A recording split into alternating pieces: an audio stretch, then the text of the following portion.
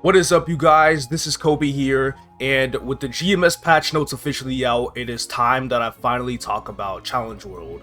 I wanted to wait till we got the patch notes so I can get details on how long the world is, so I can have an idea on the requirements that you need in order to hit Diamond, which is 30k, or Challenger, which is 40k. And I feel like for a lot of players, this is not going to be an easy task. I just want to start off by saying Challenge World in GMS is 15 weeks, whereas Challenge World in Korea was 22 weeks. That is 7 whole weeks of dailies that you will be missing out on. 7 whole weeks of dailies that is going to make 275 more than likely unrealistic to reach unless you at least just grind for a little bit.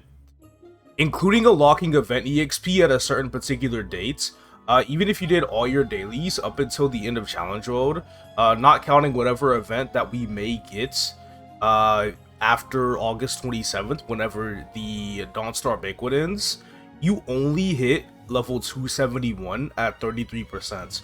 And then if you were to dabble into the EXP tickets from the Banquet event as well as the Transcendent Potion, you'll probably get up to 273 by the end of Challenge World, purely off of dailies. That is still 2 full levels behind 275. So if you want to hit 275, you're probably gonna have to grind those 2 levels. So Challenge World, choose your Challenge World carefully. There's Challenge World Heroic, Challenge World Interactive. Whichever one you make your first character in, that's it. You can't make one in the other. So really, most people play Heroic, so I'm mainly just going to be talking about the Heroic benefits in this video for now.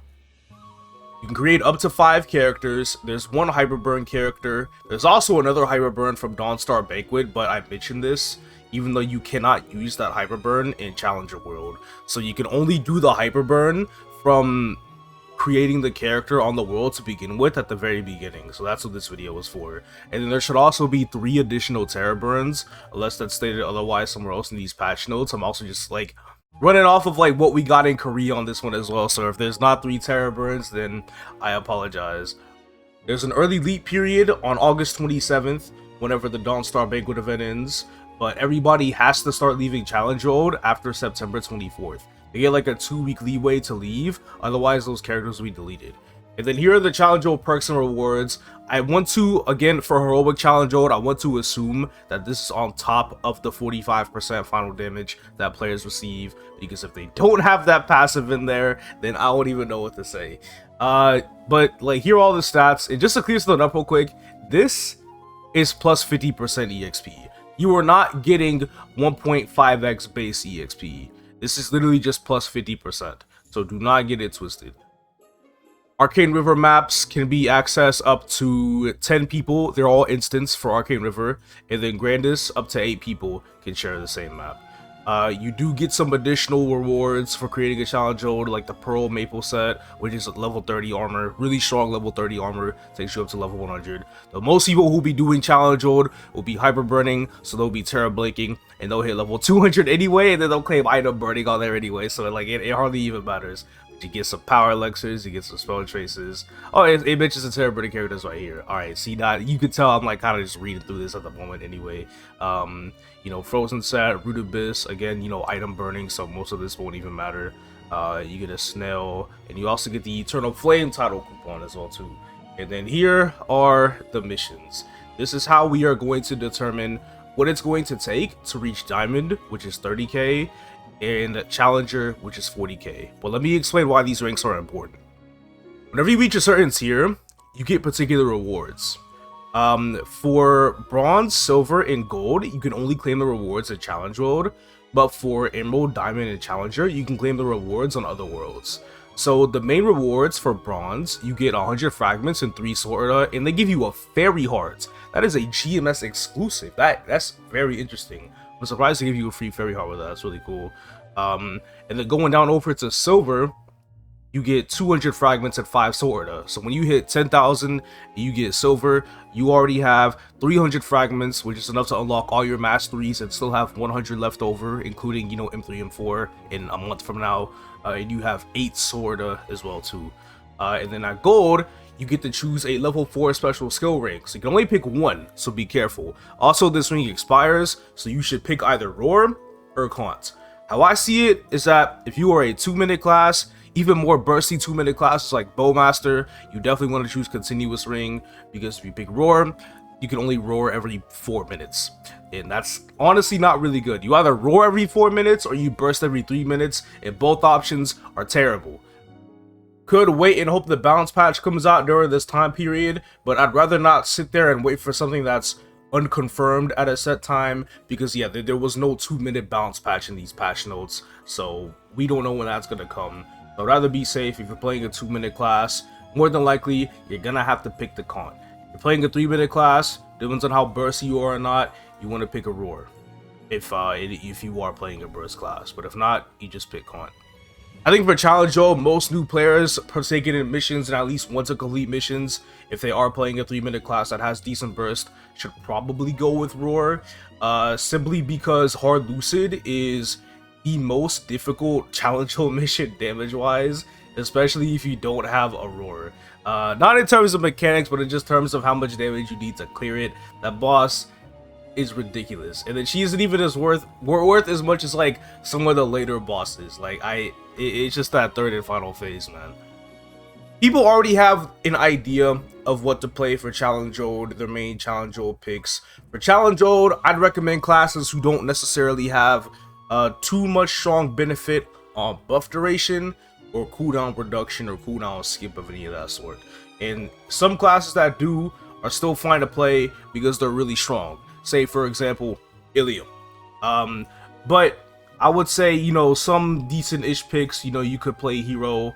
Hero's a 2-minute class, relatively strong. I'd probably Haunt for it, though, since it is a 2-minute class. Even though ideally you would Roar if 2-minute Roar was available, but it's not, so you just pick Haunt. Like I said earlier, Bowmaster is a really good choice for Challenge Mode. You don't have to worry about too many resources. If you're into the bursty thing, you know, like, probably not a terrible full rotation class, but has really nice burst. You could play Night Lord, all that stuff. I think Buccaneer is also an especially really nice starting class for Challenge World. A little bit of a weird in the air suggestion, but Hoyoung's not necessarily bad either. The Hoyoung requires a little bit more skill than the previous classes. It can be a little tedious to learn for some. But it is a very gorgeous looking class, has super good burst with a Roar, so if you ever get to the point where you want to do like Hard Lucid, it's like not too bad either. It's still kind of a weird-ish suggestion, but this isn't really like top 5 class to make in Challenge Mode. I'm just throwing out ideas if you don't really know what to play. But yeah, mainly classes that fit the criteria, like I said earlier, not too reliant on buff duration, cooldown skip, cooldown reduction, and maybe a little bit more bursty 3-minute like classes that you can use Roar on. So if you do want to go for you know, Diamond or Challenger and you do make it to that Hard Lucid mission, it's not too bad. And then even with a Roar, the other missions won't necessarily feel like too bad to do either, with seed cities and stuff, because I'm pretty sure with a Roar, you know, the overall DPM might not be as good as with Haunt, but slightly worse, but you'll still manage. Of course, 2-minute classes are viable as well. I'm just thinking in my brain, what are the best classes that could top the most difficult mission damage-wise in this world, which is a Hard Lucid solo. Because if you learn like seed cities and stuff, you'll realize you need much less damage for those than Hard Lucid, which is the weirdest thing. And then moving on over to the ranks where you actually get rewards on your other worlds, you have Emerald. Emerald, you get bonus bright cubes on interactive world, you get karma bright cubes on heroic world, and then also Ultimate Legion growth potion. The weirdest looking patch notes, because it specifies that you get 10 for interactive worlds and you get 15 for Hyperion worlds. But how about for Kronos and Solace? You know, like, I'm going to assume that you still get the 10 Ultimate Legion growth potions, but like, I don't even know. And basically, if you don't know what these Legion growth potions are, it is a potion that has enough EXP to level up a character from 1 to 200. If you use it past 200, it goes from 200 to 204, and then 204 to 207, and then 207 to 209, you know, so on and so forth. If you use like 5 of these potions on a level 1 character, it's enough to get a level 3 link skill. But ideally, for those with lower Legion, usually best to just get the new characters created and then level them to 200 with this potion. At 30k, you reach Diamond. This is basically where you get all the useful rewards, and if you don't care about the medal, you would just stop here, basically. You get 2 legendary pot scrolls, you get the butterfly set coupon, which I'll take a picture of my fire poison on KMS right now, which has that butterfly set equipped because they didn't bother to show it for some reason. And then you get more of the Ultimate Legion growth potions. And then at 40k, you are officially a challenger, you have completed Challenge World, and you get the Challenge World Season 1 Challenger medal. There's also a Challenge World shop that you can use spending, Challenge World coins, which you obtain from your daily missions, level missions, and boss missions. Boss missions don't really give that many. They do give like a little bit though. You'll mostly get them from the daily missions and the level missions. But there are things like 3x coupons, black flames, there's mystical cubes, solid cubes, bonus mystical cubes only for interactive, epic pot scroll. These things are like very easily obtainable. Honestly, you can easily on heroic dish out like a full set of accessories with epic pots relatively quickly, because every time you do your dailies you get 100 challenge points but 300 coins, so every day that's already enough for like 2 epots. And then all this stuff down here, bonus pot scrolls, pet equipment scrolls, karma 17 star 4 scroll, and 1000 spell traces for interactive. Because the armor side is already going to be done for you thanks to item burning, you should item burn on this world, you really need to mainly focus on your accessories, which of course starts off with just getting the boss set. The Challenge World Hyper Burn benefits do help out with getting that boss set done first, but you could also approach getting, your Superior Gauntlet set. But with the amount of time there is in Challenge World, everybody's not guaranteed to get a full subset during the runtime of this world, which is really unfortunate, but that's just how that goes. You have event rings, you can party up with other players to do hard Arcane River bosses, pretty soon into Challenge World, and start grabbing Dawn accessories, just certain things like that. And of course you have Challenge World Leap, World Leap details, and all that fancy stuff. I also want to put out in the gearing process, I probably wouldn't really care too much about armor. An arcane weapon might be better to use and replace the item burning set with if you do get one. I'm pretty sure it definitely could be, but armor wise, the item burning armor is as good as 17 star arcanes, and you really don't need any more than that to complete all the missions. So I wouldn't really recommend investing too much into your armor set until after Challenge World is over and you leap out. Gearing at Challenge World is going to be slightly tougher than gearing at Chronos, especially if you already have an established account. But the main reason why you would play Challenge World for the most part is to double dip on those dailies. Even if you don't care about the rank rewards, you just double dip on dailies. Like regular dailies, Monster Park Extreme Weekly, all that stuff, and the fragment daily as well too. You can get a lot of fragments for this character in the 3.5 month period that this world is available. So if you find value to that and don't mind being not necessarily super strong for the first 3 months of that character's progression, then I definitely feel like you should play Challenge World. Now, in order to hit Diamond and Challenger, this is it.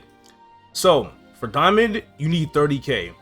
After looking through all of this, if you complete all your dailies during the 15-week period of Challenge World, it is 500 points per week, so that is 7,500 total points. That's it. You gotta complete all your dailies, but then also, if you manage to reach 275, all you have to do is solo every boss up to normal V-Hilla. Because there are the Challenge World boss solo missions and everything. I'm sure you have the rating here somewhere, and every mode adds up with each other. So for example, if you defeat Easy Sickness, you get 50. If you defeat Normal Sickness, you get 100. So defeating Easy Normal Sickness, you check off the Sickness box and you get a total of 150 points. Those are added up. So in order to get 30k for Diamond at level 275, as well as completing all dailies, you have to solo each and every single one of these bosses all the way up to normal Varus Hilla. You don't have to do Hard Lucid, but just up to normal V-Hilla. So like H-Loam, everything below, and normal vehicle, that puts you at 31k. But if you are not at 275, if you are at 270, that's only going to put you at 26k. So you're going to need to do at least 2 of the hard Arcane River bosses or a Sea Slime to be able to reach Diamond. And then in order to reach Challenger, which is 40k, as a level 275 player, you complete all dailies and you solo every boss on this list except for 2. Even if the highest point bosses, H Vihila, H Darknell, you don't have to solo those, but you need to solo literally everything else except for 2 bosses. But as I was talking about earlier, even if you don't want to go the raw route, you know, most highest optimal damage with continuous ring, you can skip like Hard Lucid and Chaos Slime, because that's what I did in Korea. However, if you don't hit 275 and you were only 270, well, you have to solo every single boss if you want to be a challenger. And that's just how that goes. You want to complete all your dailies and solo every single boss while being 270. The highest possible points you can get in challenge mode, soloing every boss and reaching 280, is 53,550. More or less. It's gonna be around there though for sure. So as you can see, there's a lot of leeway, but not leveling up to 280 is going to cost you, or not, well, being at 270 is going to cost you 12,000 points, with the 5k at 275 and then the 7k at 280. So at 270, the highest you can get is 41.5. That's what soloing every single boss. And then alternatively, if you only care to reach Emerald for whatever reason, which is 20k, you complete all your dailies, you reach 270, and you solo every boss up to normal Gloom and below. You don't even have to do Darknell or Hard Lotus or Damien. You just do normal Gloom and everything below it, and you're done. And that is it. Thank you all so much for watching this video. Definitely wanted to get this out before the game comes back up in GMS, before the release of Challenge Mode, just so you guys know what to expect and what you need to do in order to get those points. And for everybody that is going for, you know, Emerald, Diamond, Challenger within the 15 weeks that you have, I wish you guys nothing but the best of luck. Thank you all for watching, and I will see you guys in the next video.